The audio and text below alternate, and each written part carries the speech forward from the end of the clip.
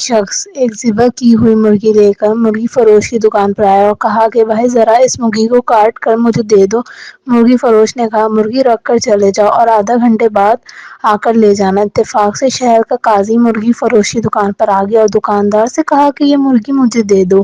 دکاندار نے کہا کہ یہ مرغی میری نہیں بلکہ کسی اور کی ہے اور میرے پاس بھی ابھی کوئی مرغی نہیں جو آپ کو دے سکوں۔ قاضی نے کہا کوئی بات نہیں، یہی مرغی مجھے دے دو، مالک آئے تو کہنا کہ مرغی اڑ گئی۔ دکاندار نے کہا ایسا کہنے کا بھلا کیا فائدہ ہوگا، مرغی تو اس نے خود ذبح کر کے مجھے دی تھی، پھر ذبح کی ہوئی مرغی کیسے اڑ سکتی ہے؟ قاضی نے کہا میں جو کہتا ہوں اسے غور سے سنو، بس یہ مرغی مجھے دے دو۔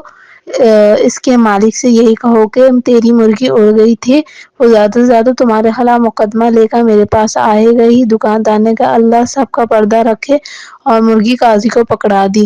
قاضی مرغی لے کر نکل گیا تو مرغی کا مالک بھی آ گیا اور دکاندار سے کہا کہ مرغی کاٹ دی ہے۔ دکاندار نے کہا میں نے تو کاٹ دی تھی مگر اب کی مرغی اڑ گئی ہے۔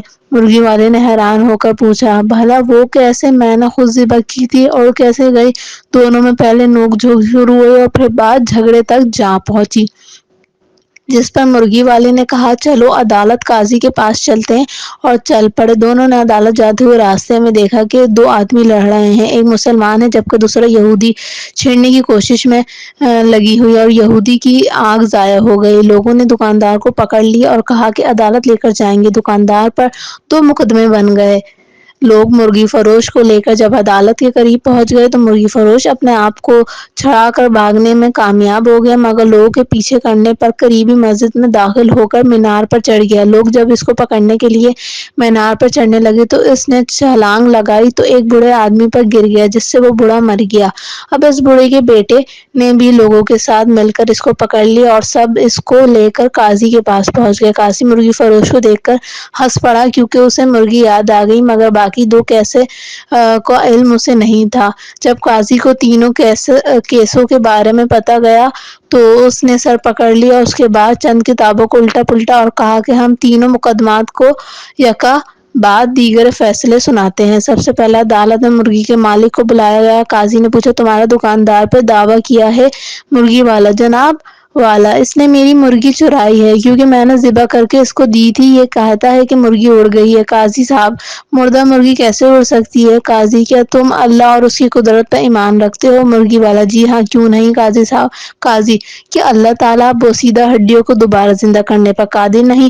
تمہاری مرغی کا زندہ ہو کر اڑنا بھلا کیا مشکل ہے؟ یہ سن کر مرغی کا مالک خاموش ہو گیا اور اپنے کیس واپس لے لیا۔ قاضی دوسرے مدعی کو لاؤ، یہودی کو پیش کیا گیا تو اس نے عرض کیا کہ قاضی صاحب اس نے میری آنکھ میں انگلی ماری ہے جس سے میری آنکھ ضائع ہو گئی، میں بھی اس کی آنکھ میں انگلی مار کر اس کی آنکھ ضائع کرنا چاہتا ہوں۔ قاضی نے تھوڑی دیر سوچا، کہا مسلمان پر غیر مسلم کی دید نصف ہے، اس لیے پہلے یہ مسلمان تمہاری دوسری آنکھ بھی پھوڑے گا، اس کے بعد تم اس کی ایک پھوڑ دینا۔